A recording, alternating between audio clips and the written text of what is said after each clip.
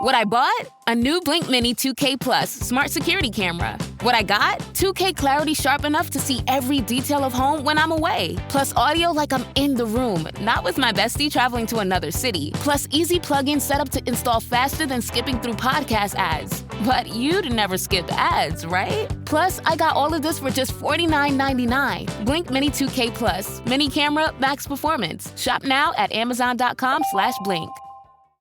Welcome back, folks. This is episode 154. It's about payroll. We got a guest on today, but before we get into that, what's up, Walt? What's up, man? How you doing, Brian? Happy Eve. I'm good, man. Day to you. If you celebrate, for those If of you celebrate, it's Passover. Yeah. What else? Good Friday. Good Friday. If you're Catholic or Jewish, you have a Happy holiday. Easter for those that observe that as Yep, well. exactly. And everything, man. But I'm good. How about you? Man, I'm doing good, bro. I'm doing good, man. You got some news to share? Yeah, let's get into it. Yeah. It's I saw it's this a story yesterday that I too. wanna, You sent it to, yeah. It's a story that I saw on TikTok and I wanted to just share it. Look, because we pay people, and as we know that 65-70% of Americans live paycheck to paycheck. Yep. And so the topic of Coachella came up, and it's interestingly enough, the young man that was reporting on it said that about 60% of the people that attended actually financed their tickets to go. And I'm just like, man, there's no coincidence. Like 60%, 65% of Americans live paycheck to paycheck. So it only makes sense that 60% of those people that attended had to finance it. So a $600 ticket, you could have put down a down payment in November last year of $50 and made monthly installment payments through March of this year. And there was a additional one-time fee of $41. And so I think a lot of people didn't have the $600 outright, which also was another stat that a lot of Americans don't have at least $1,000 saved up for emergencies. So look, and he just went on in this TikTok about how more companies are starting to allow you to finance. Chili's is on the list. Like you can finance a meal. Dude, you could do it when I log on to my Chase and my statements, stuff that I've already paid. Yeah. It says, do you want to split this up in payments? Yes, bro. And I'm like, that's cool and everything, but wow, this is crazy. Yeah. But it makes sense, man. Look, all of those stats that we keep reporting on keep coming together and making sense on the news that we read, man. How's it going? What about you? No doubt. I found another, I like to go digging in the crates. I found this company named Link, L-I-N-Q. And Link is a premier software provider exclusively serving K-12 school operations. They announced an expanded investment. And one of the things that they did for a school district, they're seeing an impact as they expanded their payroll piece. So, for example, a district in Utah faced delays. And I think we reported on or we covered this in some way where, no, maybe not, because I think it was like the checks were delayed. But anywho, this particular district, because of their own old time clock system, it was taking them 90 minutes to pull the time from their system. 90 minutes to pull a report, right? Wow. Unheard of for me. I'd never been in part of anything that long. The Link system got it down to 30 seconds, which is normal for us, right? For processing. Yeah. So link is in the bio if folks want to dig in and check it out. I love the link for Link. Yeah, link for, oh shit. And it stood out too because a lot of our career has been in schools and stuff like that and helping out with the education system. Yeah. But before we get into our guest today, let's go ahead and pay the bills. If you're looking for a more efficient way to manage your employee time, speaking of time, TimeTrack Go is the solution. TimeTrack Go turns ordinary tablets to state-of-the-art time clock systems in minutes. And with its mobile app and web portal, employees can clock in from anywhere.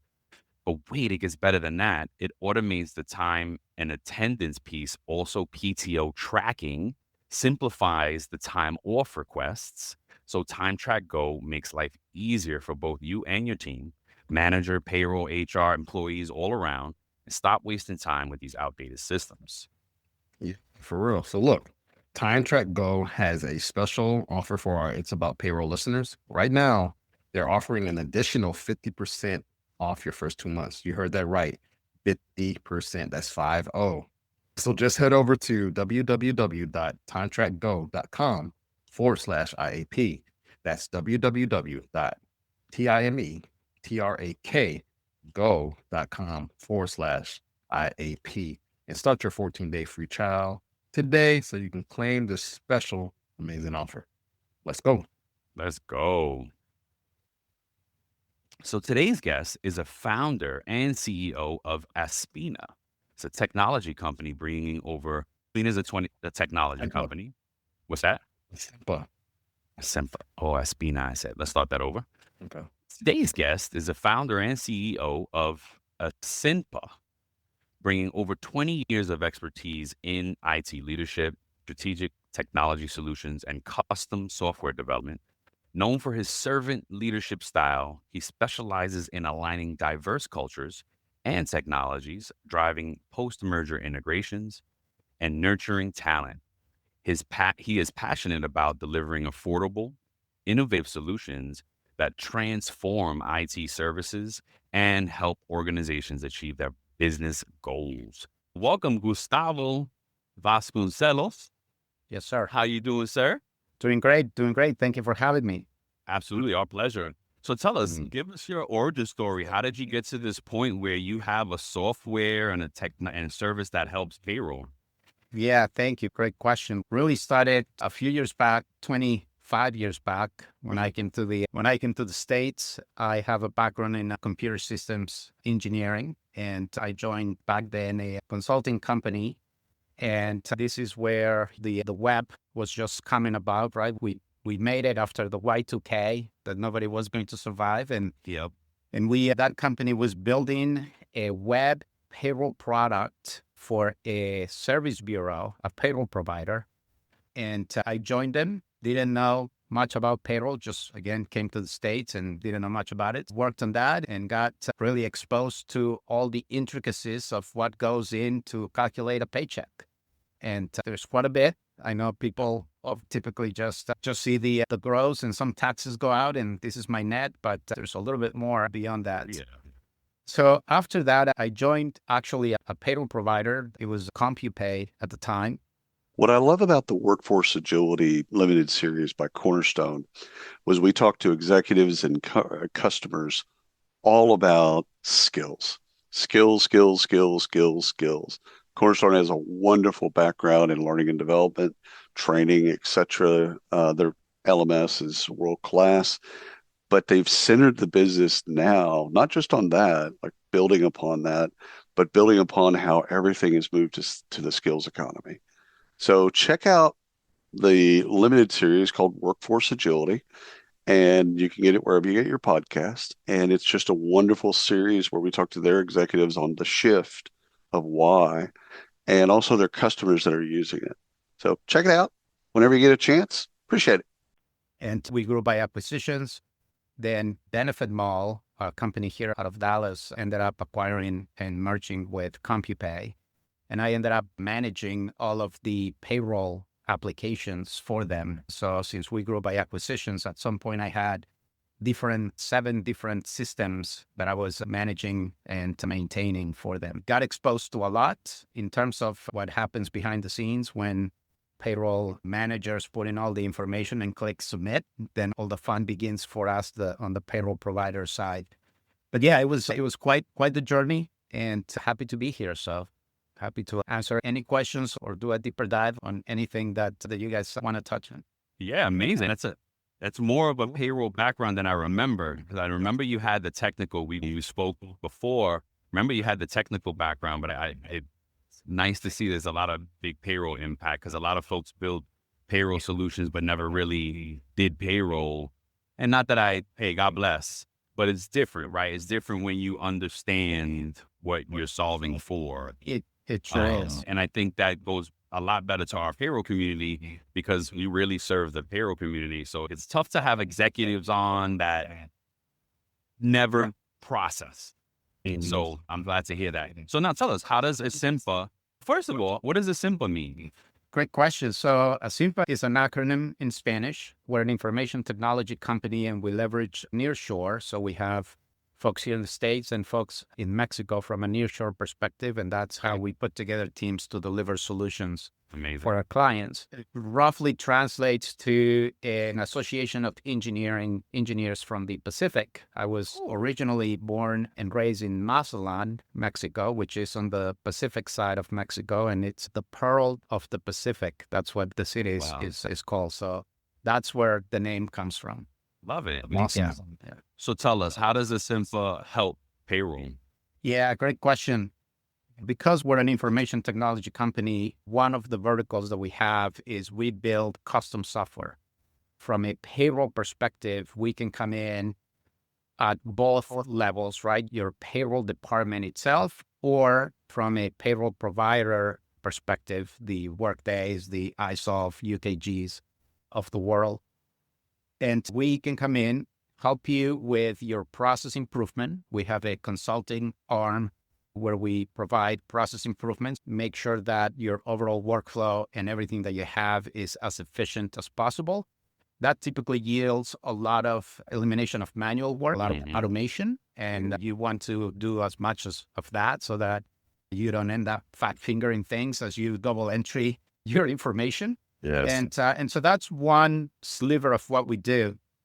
In terms of software development, we can do with a lot of integrations, a lot of folks, again, going back to all they see is here's my gross, here's my net, but behind the scenes, that deduction has to go everywhere. So whether it is your 401k, your benefits, there is financial integrations with GL systems, and that's where we come in, right? Times you have a software that you process payroll with, and it has to integrate with the finance team, GL, accounting system, and it's a pain to be downloading GL files and email it or uploading it. And so we can come in, build very simple and quick integrations from that regard. So those are two. One of the things that we're getting into, just because, again, the demand is there, is cybersecurity services as well. Right. So there's a lot of need and a lot of attention for payroll. That's payroll HR data from any organization. That's the core of all of your employees, and you don't want their data to be exposed in any way. So we're partnering with organizations to ensure that they have the proper security posture. And so we partner both on the HR, payroll, finance, as well as the IT side, and do an assessment, validate what kind of framework they have for security, help them establish policies and procedures, and just elevate things a little bit more for them so that they feel comfortable knowing that they're doing the reasonable things around measures for cybersecurity. Amazing. So it's funny that you bring up cybersecurity because it is a big topic in the world. Do you also feel like, because all the cybersecurity experts that we talked to have said the only prevention is training and education. Do you feel like that's true, or do you feel like there's one day it could be a technology solution?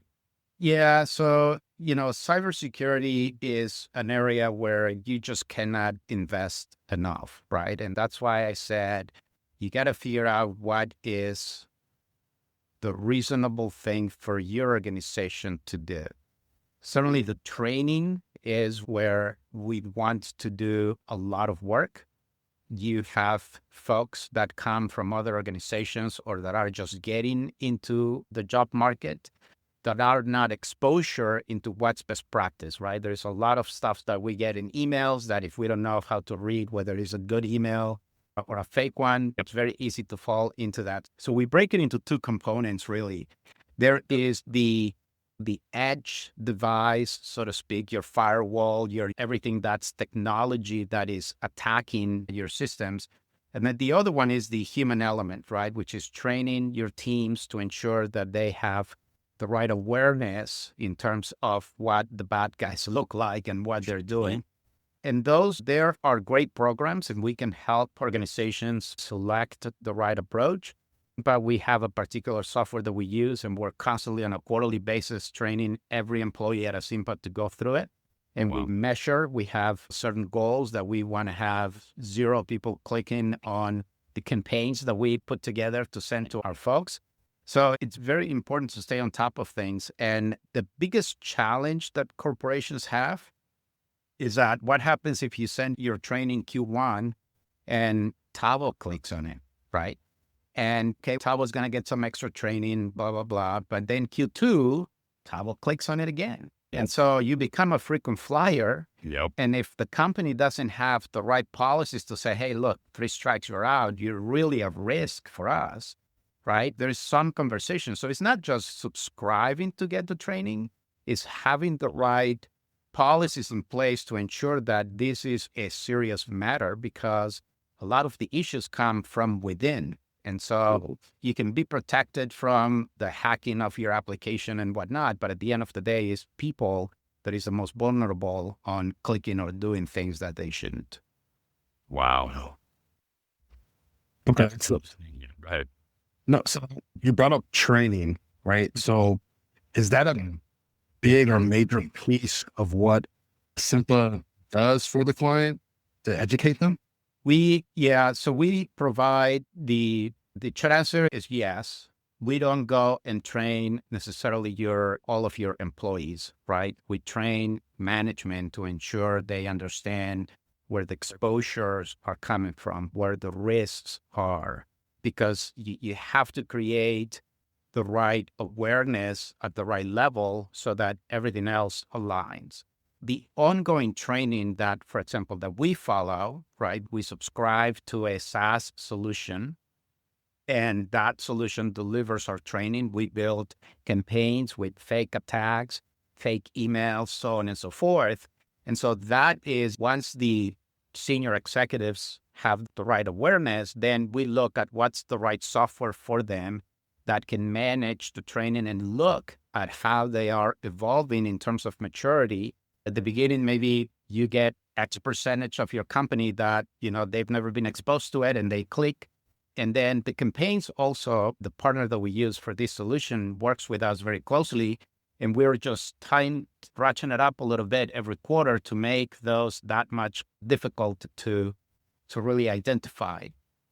And so that's what I mean by the training, right? So it's the executive level, but then there are systems that you can subscribe to, and we'll partner with you to ensure that it's implemented the right way. Okay. Yeah. Amazing. Yes. And for the record, it's really, those trainings, they're really not expensive, right? It's a per employee per month type of SaaS thing, but they're fairly affordable, and it's just a matter of having the right continuity. And probably the most important one I go back to is understanding what to do to ensure that you can correct the behavior of your team, right? Mm-hmm. It does no good to anybody to just click on it and not react to it. Okay. So Brian, you had something? Yeah. Hey, business owners, we know you know the importance of maximizing every dollar. With the Delta SkyMiles Reserve Business American Express card, you can make your expenses work just as hard as you. From afternoon coffee runs to stocking office supplies and even team dinners, you can earn miles on all your business expenses. Plus, you can earn 125,000 bonus miles for a limited time through October 29th. The Delta SkyMiles Reserve Business Card. If you travel, you know. Minimum spending requirements and terms apply. Offer ends October 29th, 2025. Technology-wise, what can you share about how you're implementing AI? Because I see AI in your background. So what can you share? Yes.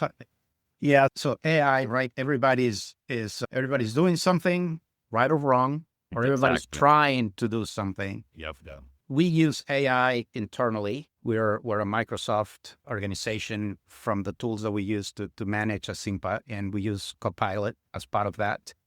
We've leveraged Copilot from a administration aspect, your meetings, summarizing it, taking video, helping us with proposals, action items, things of that nature, right? Things that are core to any organization. And you can use any AI tool that's out there. Just be consistent. What we're starting to do is get into the agentic AI, which right now there is ChatGPT kind of came about, what is now 2.5 years ago, 3 years ago. Mm-hmm. And everybody went after it and became really good at coming very good at prompting, right? There's this, engineers, that's all they do, and that's fantastic. But you need somebody to be prompting, right? And there are very specific tasks. So what agentic AI does is builds overall automation with AI in a way that allows it to be almost autonomous to deliver a task.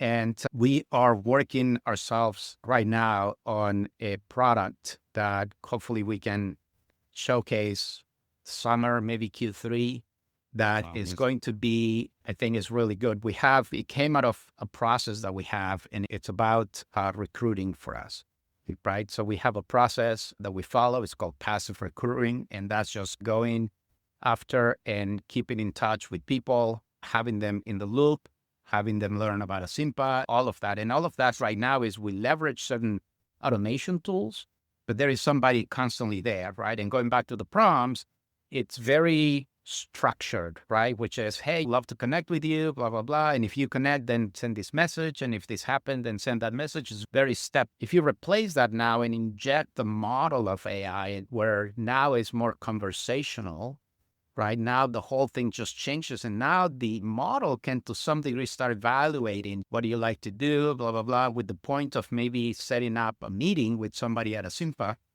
or in our case, with somebody at whatever corporation ends up using it, so that you can identify it and have people in your funnel, so to speak, from a hiring perspective. And I think this is going to be a game changer. I'm sure there's a lot of people working on something similar, but there's that. I was at a demo on AI at a talk yesterday, and somebody did a demo on how they incorporated it with Workday.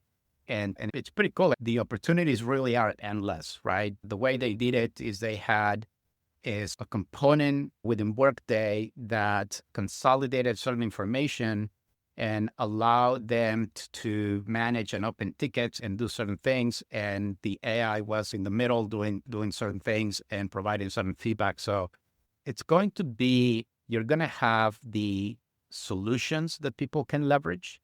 And then you're going to have the very specific use cases that apply to you, because everybody's going to be different. So it's pretty wild, and I think the world it's in the next 2 years is going to change dramatically because of it.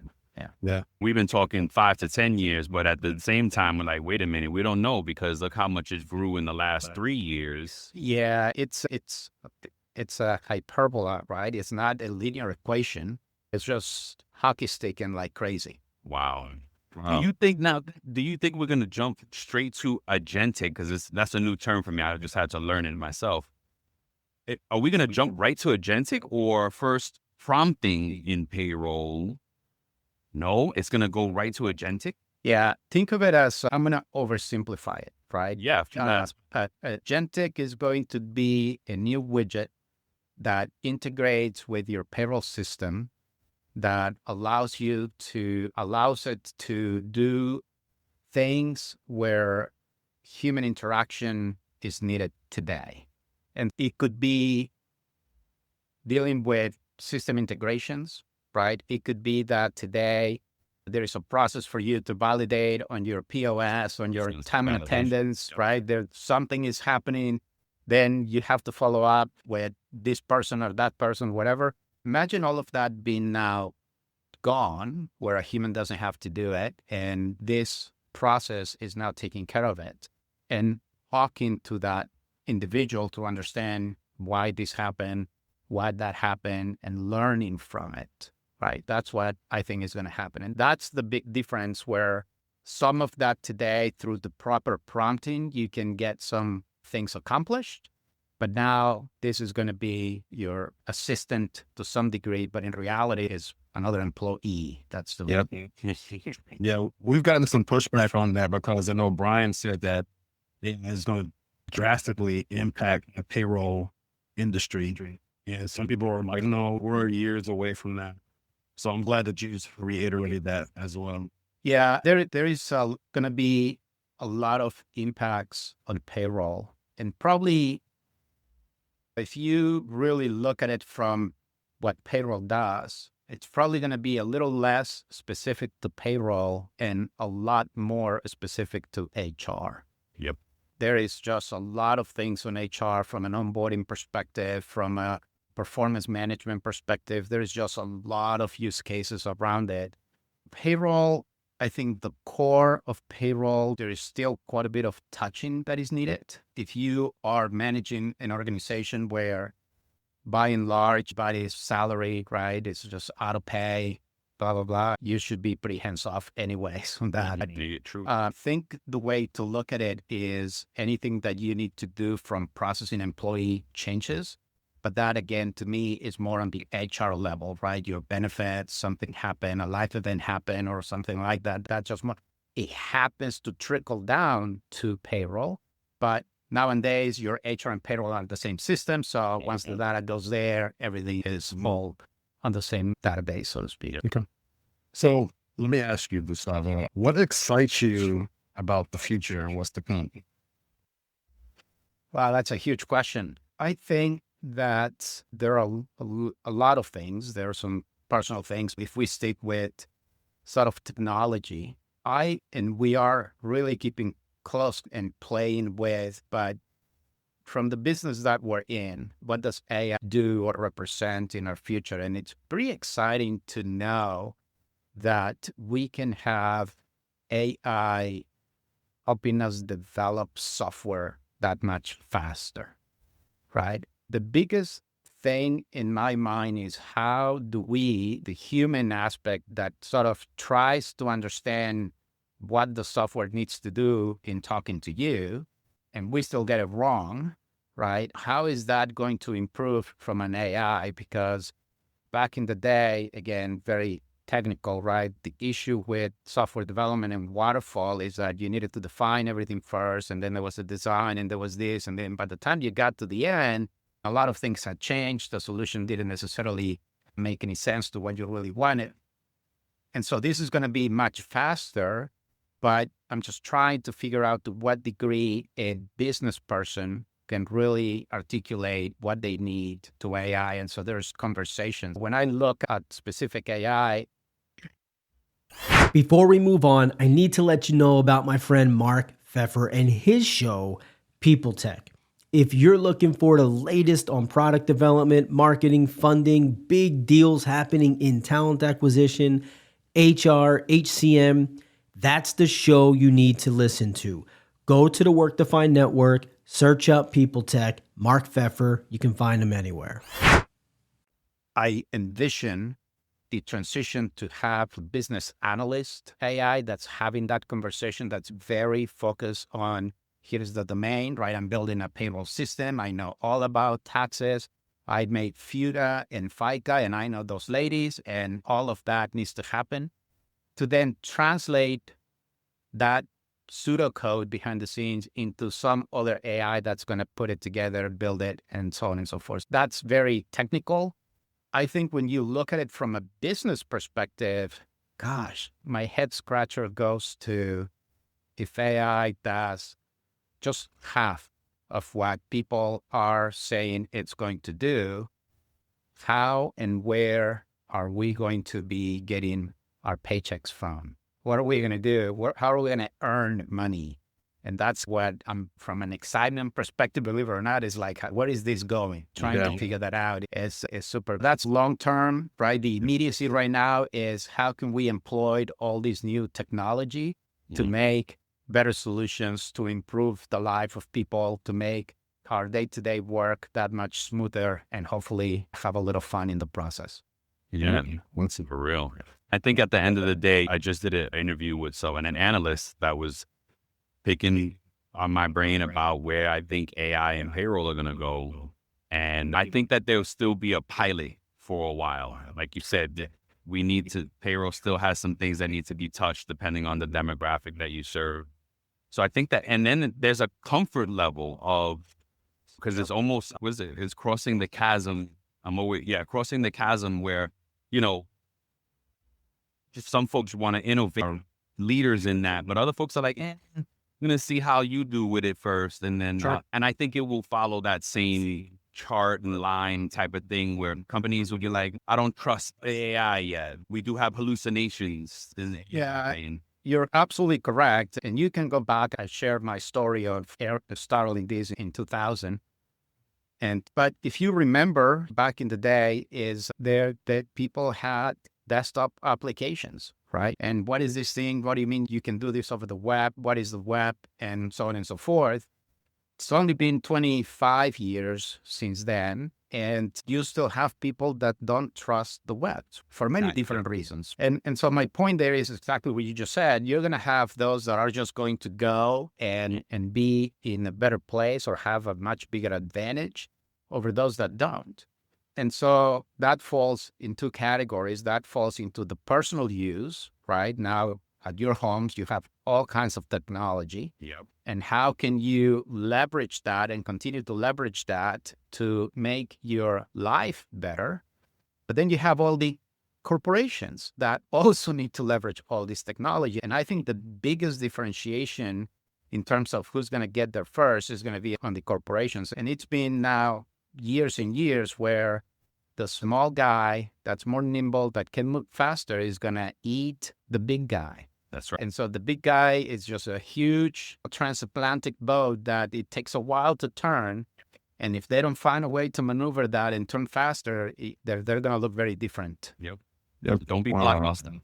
Yeah. And that's what I told the girl. I said, I think it was a young lady that I knew that did the interview.